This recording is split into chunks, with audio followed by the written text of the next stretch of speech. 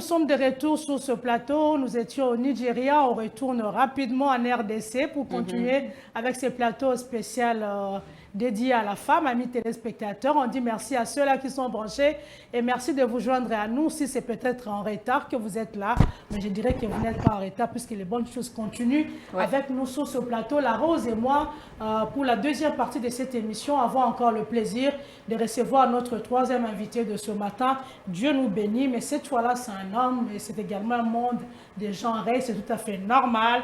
On reçoit pendant ces mois, soit les femmes, soit les hommes, en même temps, puisque les hommes nous accompagnent. Et Dieu nous bénit avec un serviteur de Dieu. La Bible dit encore une maison qui ne reçoit pas d'invité n'est pas une maison qui est bénie. Et si vous acceptez cette personne en qualité de ce qu'il est, en même temps, nous, on est double fois bénis.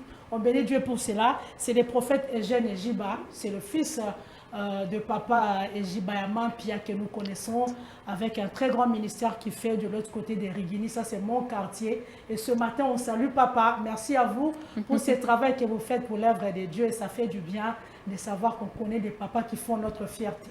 Avec beaucoup de plaisir, l'homme de Dieu, on vous reçoit. Et bonjour, merci à vous d'être là ce matin. Bonjour. Comment vous allez? Grâce sur grâce, tout va bien. Après les USA, maintenant vous êtes de retour à Kinshasa. Ça s'est bien passé avec cette situation de Covid-19, puisque là-bas on comprend que c'est un peu plus méchant qu'ici en RDC. Oui, je dirais, bon, quand vous dites ça s'est bien passé, là on le met au passé, peut-être au passé ici à Kinshasa, mais chez nous, aux États-Unis, c'est toujours le présent.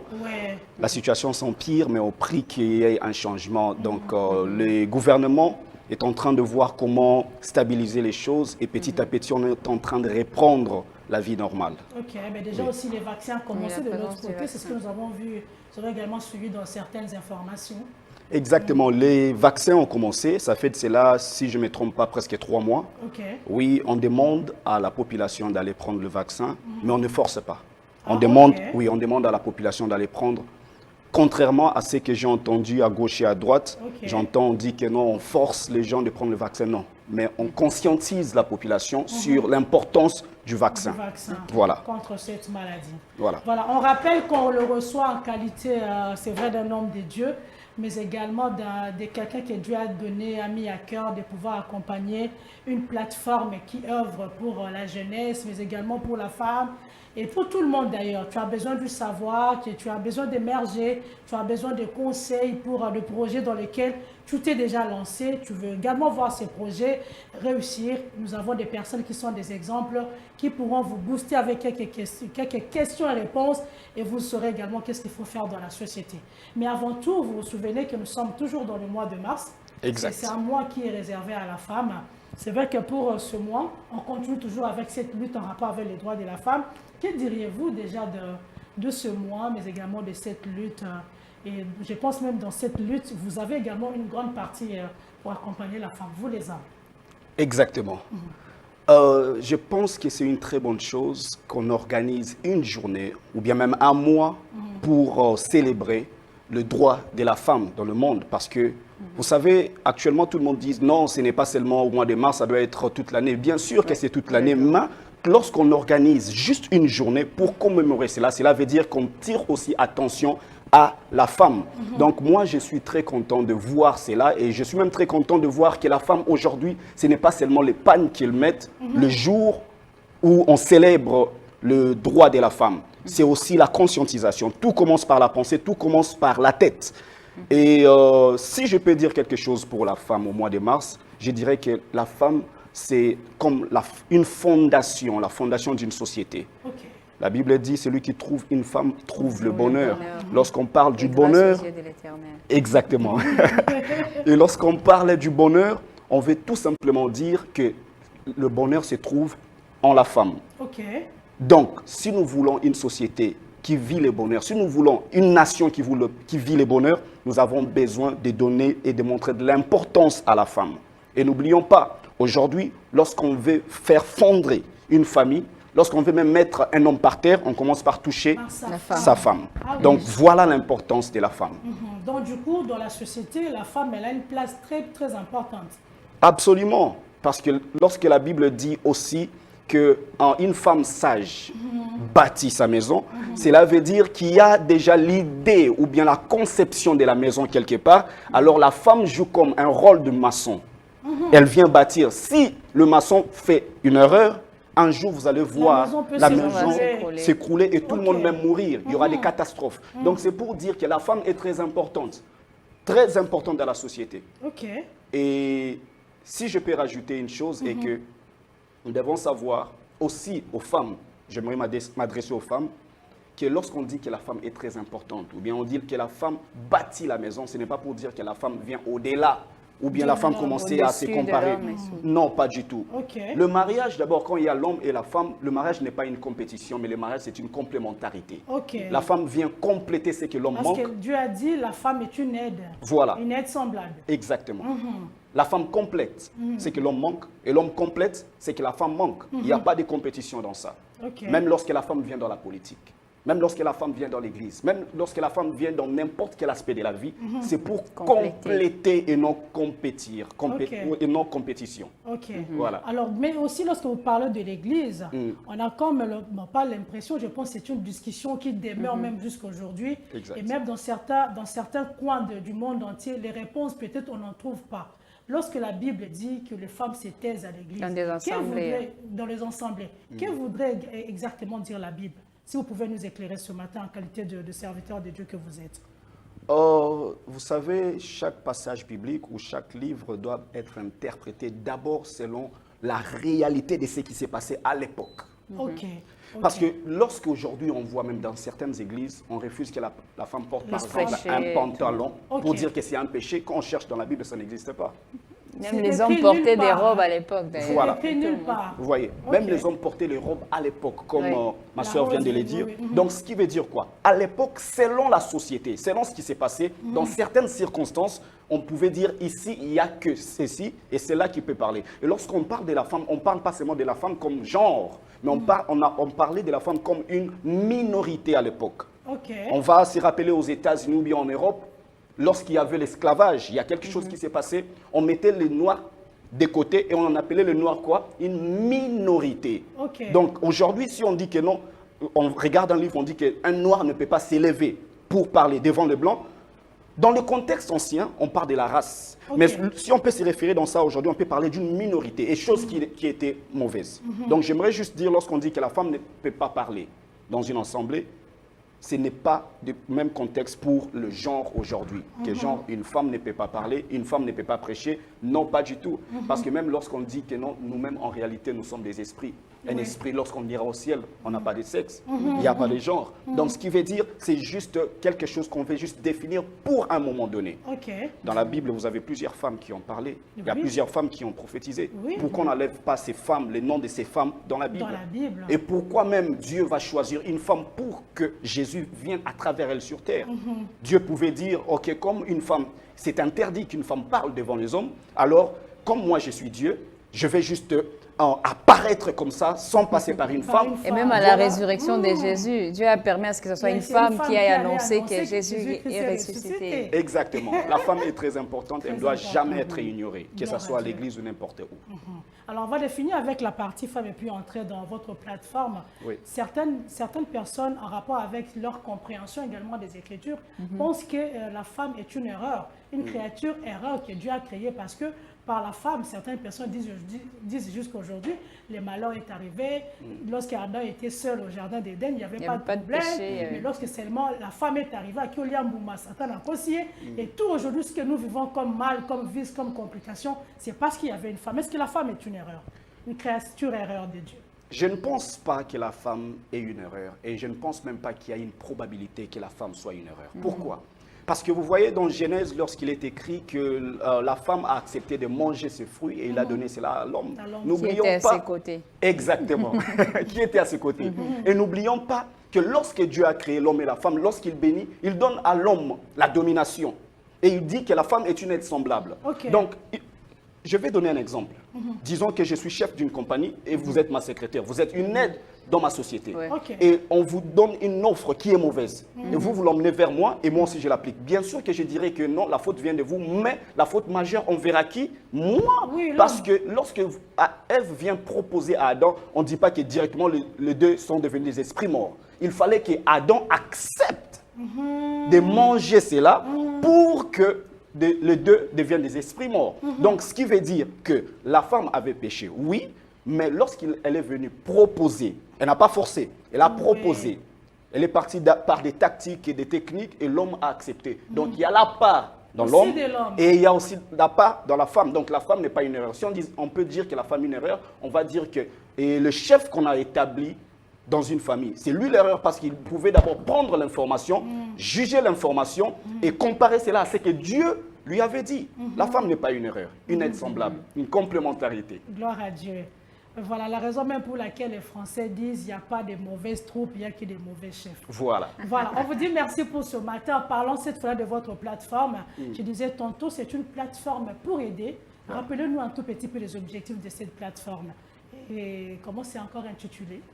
Notre plateforme s'intitule en anglais Intellectual Mind Movement. Malheureusement, Ce qui veut dire en français, anglophone. elle est anglo. Moi, je suis francophone. Enchanté. Et lingalaphone.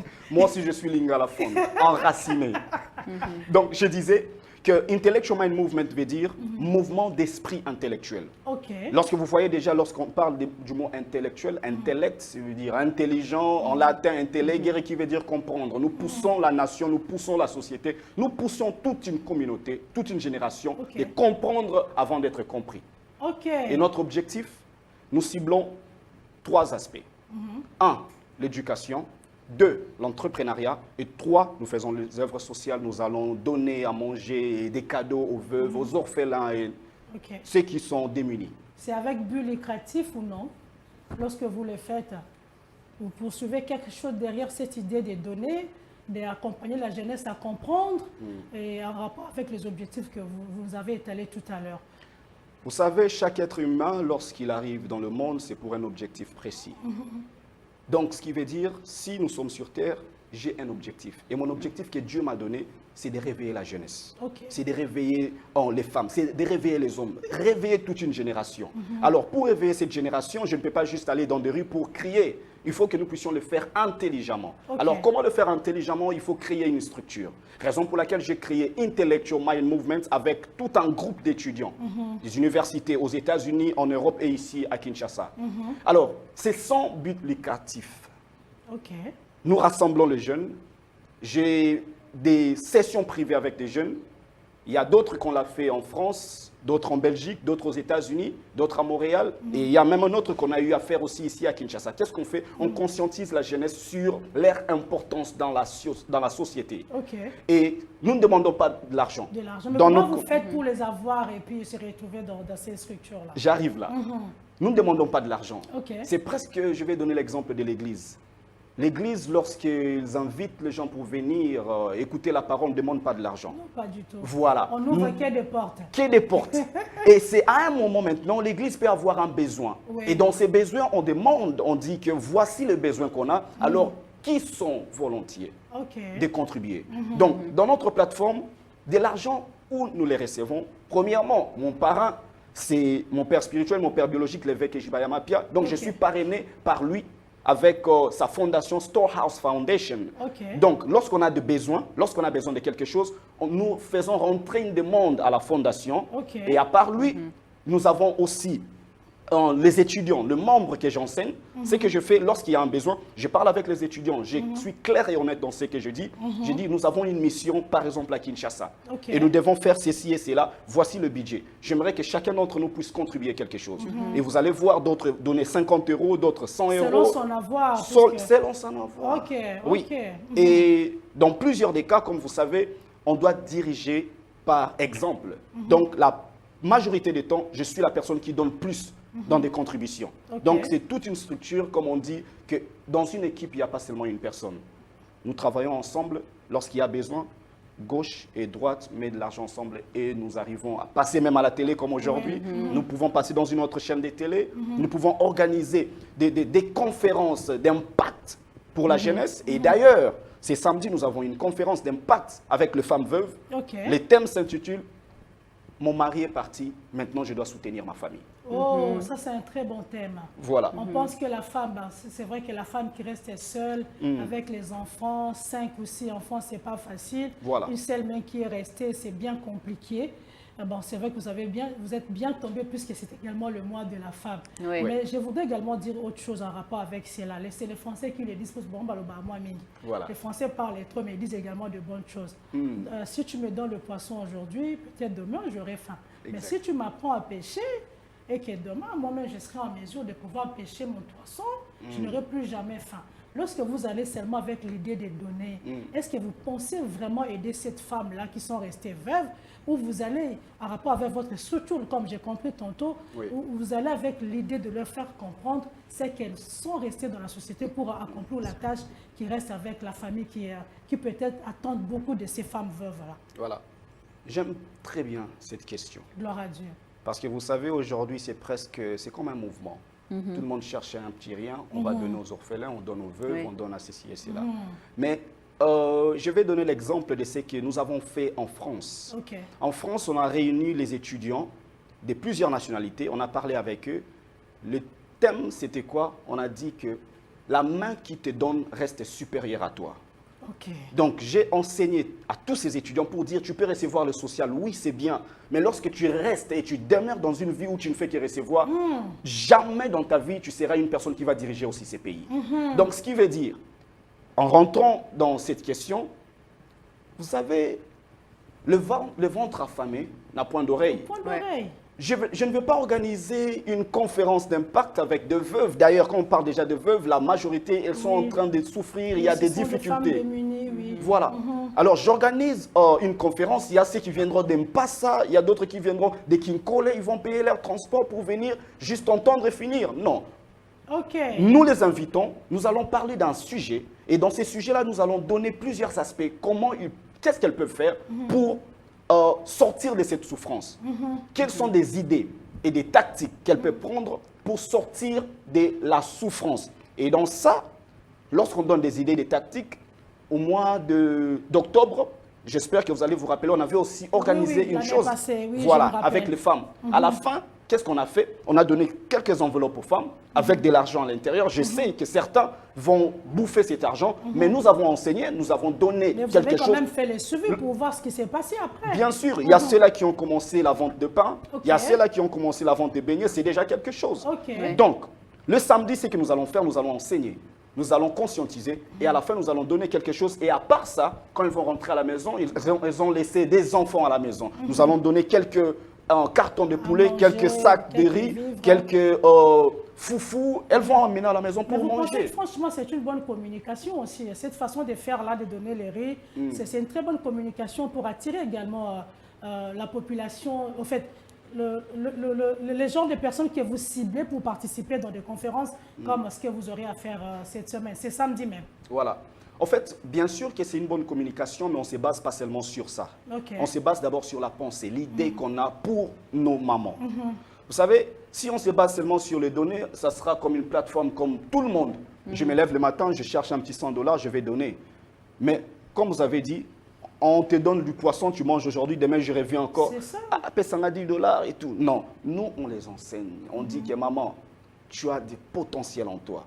Et ce que j'ai remarqué ici est que quand une maman ou bien une femme totalise 40 ans, elle dit que Ngai vie Cécilie, bon, etikali yabino. Quand j'ai été en master en psychologie aux États-Unis, ce qui m'a étonné, il y avait une femme qui a repris ses études, elle est venue en master, elle était ma voisine de classe, elle avait 56 ans. Voilà. Donc c'est pour dire quoi? Lorsqu'on attire toutes ces femmes, on les montre que le temps n'est pas encore passé.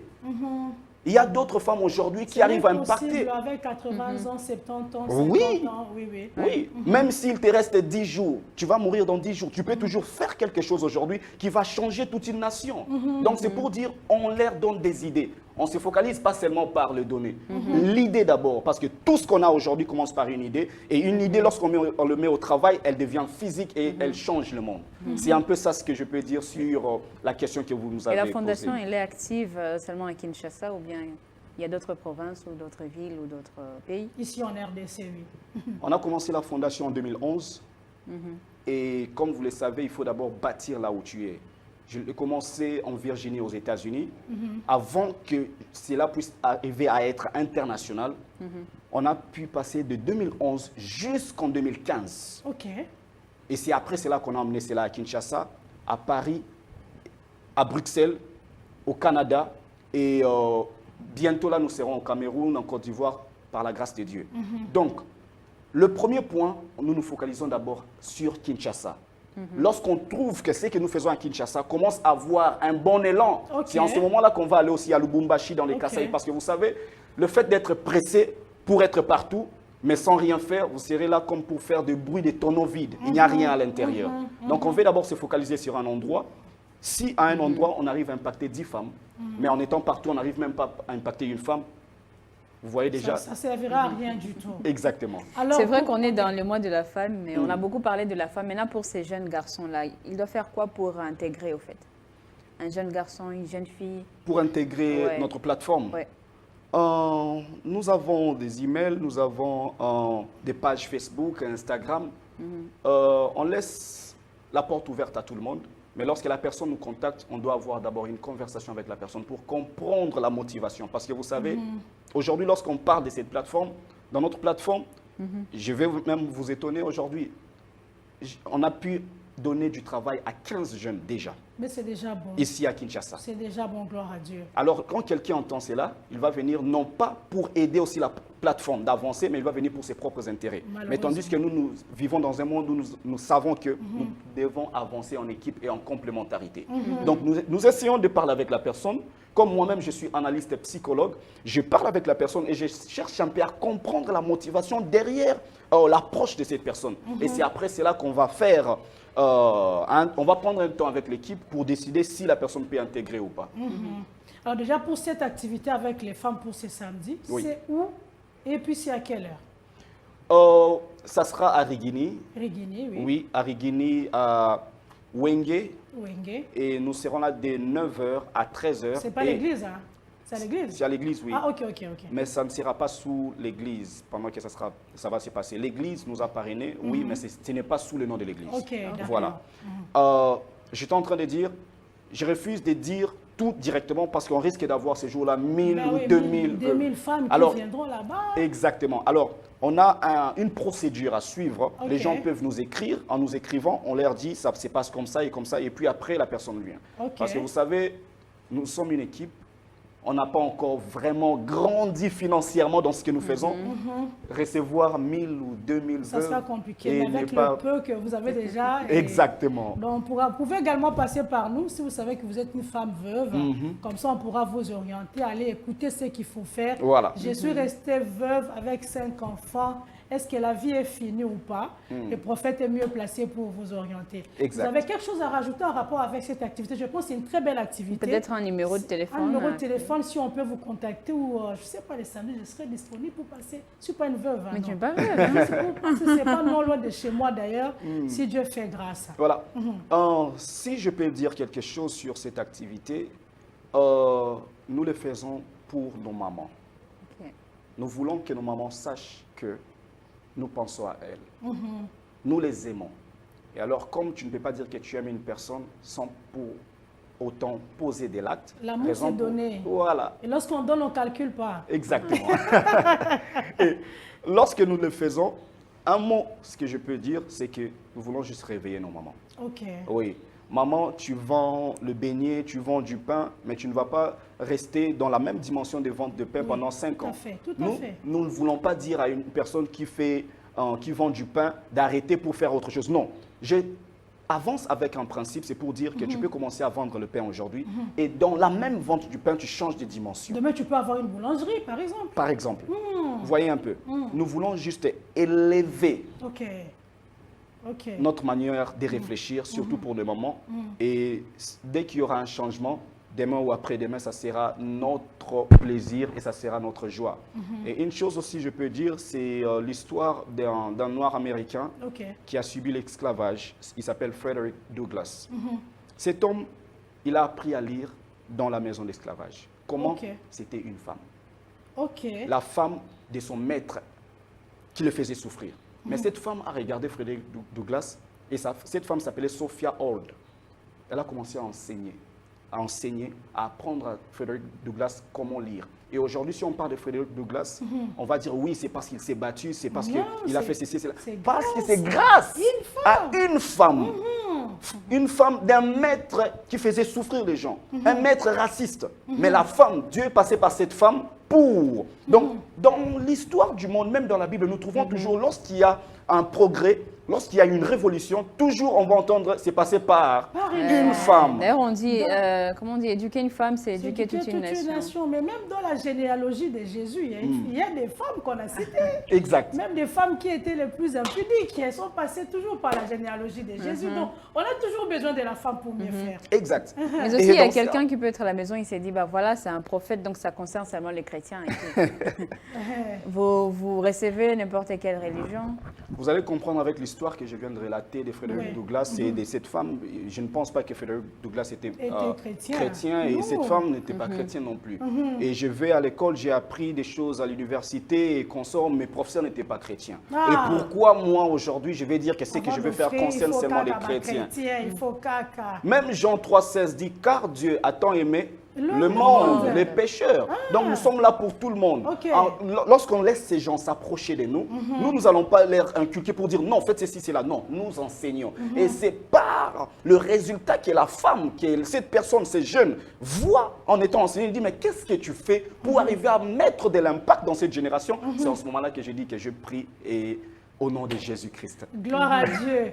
Nous disons merci à l'homme de Dieu, mais rappelez-nous tout simplement, si on peut vous avoir par une plateforme donnée, on retrouve quel intitulé sur Facebook, sur Instagram, sur Messenger. Qu'est-ce qui est écrit dessus? Sur Instagram, sur Facebook, c'est écrit Intellectual Mind Movement. Donc, c'est écrit pas intellectuel avec E, mais avec A, Intellectual, M-I-N-D, Mind, et puis Movement comme mouvement. Voilà, c'est sur Instagram et c'est sur Facebook. Et à part ça, le numéro de téléphone, je vais donner un numéro ici de Kinshasa, 082 00 86 574. 082 00 86 574. Et j'aimerais juste finir avec la ligne de l'exemple que j'ai donné de Frédéric Douglass.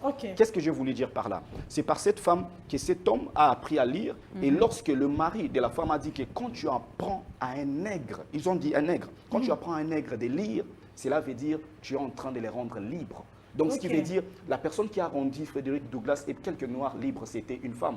Donc, c'est pour dire, l'activité, dès ce samedi, nous voulons montrer à nos mamans que pour que le Congo aujourd'hui soit libre, ça va passer par vous. Pour que la nation soit libérée, pour que la jeunesse soit libérée, pour que la jeunesse qui est dans l'alcool, dans l'ambiance et qu'on sort Koulouna soit libérée, ça doit passer par nos mamans. Parce que la plupart du temps, nous voyons toujours nos papas qui sont au bureau en train de chercher gauche et droite pour soutenir la famille. Et souvent, c'est maman qui reste avec les enfants. Alors, si maman est consciente de l'impact qu'elle a dans la maison, si maman est consciente qu'elle ne va pas attendre papa revenir pour grandir, elle doit faire le travail, on va comprendre qu'une nation, une génération, une jeunesse et toute une maison sera élevée. C'est ça notre objectif pour ce samedi. Papa est parti, je dois soutenir ma famille. Waouh, un très bon thème à soutenir. D'ailleurs, on vous dit merci, prophète. Merci. Et quand vous voulez encore, revenez, on a besoin de ces thèmes-là encore pour entrer en profondeur. Qu'est-ce que cela voudrait effectivement dire? Mais sur le plan palpable, on comprend que maman, il faut que moi, le comora mouké, pour booster moi mouké, pour soutenir le botanae. Et puis cette femme-là peut en même temps devenir un modèle demain. On ne sait jamais, comme disent les Kino, on ne sait jamais, mais il faut toujours oser. Il faut faire quelque chose pour que demain, tu te dises, j'ai quand même servi avec le peu que Dieu m'avait donné. Prophète, on vous dit merci pour ce matin. Merci beaucoup. Vous avez encore un petit mot de la fin? Peut-être une ligne. Vous savez, je suis... Petite ligne. En tant qu'une personne qui parle, orateur, motivateur, coach, j'aurai toujours quelque chose à dire. À moins que vous puissiez me dire quelle émission vient une petite ligne, en tout cas, on vous l'accorde. Il n'y a pas de souci. Alors, je vais dire une chose. Je commence par un principe. Si tu connais ce que tu veux, le sacrifice deviendra un plaisir. C'est un principe qu'avance mon père, mon père, l'évêque Ejibayama Pia, il me dit toujours ça. C'est pour dire quoi? Pourquoi je le dis aujourd'hui à la télé? C'est pour dire à une personne qui est en train de me suivre aujourd'hui. Bien sûr que la vie est difficile. Peut-être tu peux dire Kinshasa, oh non, je suis fatigué, je vais aller en Europe. Aux États-Unis, là, on est en train de souffrir. On a fait presque une année, on ne sort pas, beaucoup de choses qui se passent. Mais quand tu connais ce que tu veux, tu vas te sacrifier pour faire quelque chose, même dans la boue, même à Kinshasa où tout va mal, même en Europe où tout va mal, même à gauche ou droite où tout va mal, tu vas te sacrifier. Et ce sacrifice-là va devenir comme une habitude jusqu'à ce que tu vas voir un résultat. C'est ça, Intellectual Mind Movement. Et si je peux dire à la nation congolaise, c'est quoi? Un mot, soutenons aussi le chef qui est là. Dieu nous a donné un leader. Soutenons-le dans des pensées. Nous ne devons pas seulement le soutenir parce qu'il a engagé notre papa. Nous ne devons pas seulement le soutenir parce qu'un oncle ou bien un frère travaille aussi avec lui. Soutenons-le parce que nous voulons que notre nation avance. Comment nous pouvons les soutenir? Devant la parcelle. Je mets la propriété. Je vois une erreur quelque part. J'arrange. Je vois des petits garçons en train de se battre. Je les conscientise. C'est aussi une marque de soutien au chef, même indirectement. Si je peux faire une salutation, je vais commencer par ma très chère et tendre épouse, Madame Jemima Ejiba, et je salue aussi mon fils Elijah Ejibayama Pia, et je salue mon père biologique et mon père spirituel, l'évêque Ejibayama Pia, et ma mère, Maman Christine, et mes sœurs et frères, tous les Ejiba, et je salue aussi mon coach, Papa Espérance Mbakadi, qui ne cesse de me donner des conseils matin, midi, soir, et je salue deux autres personnes qui m'impactent beaucoup dans ce que je fais. L'apôtre Jérôme Anto Kachala et son Excellence Papa Anna Klencheka et aussi Papa Olivier. On vous dit merci pour ce matin. Merci d'avoir répondu à notre invitation. L'invitation est lancée en même temps à toutes les femmes veuves et vous avez également compris l'adresse tout à l'heure avec le prophète Eugène Ejiba que nous avons reçu ce matin pour parler également de la cause de la femme.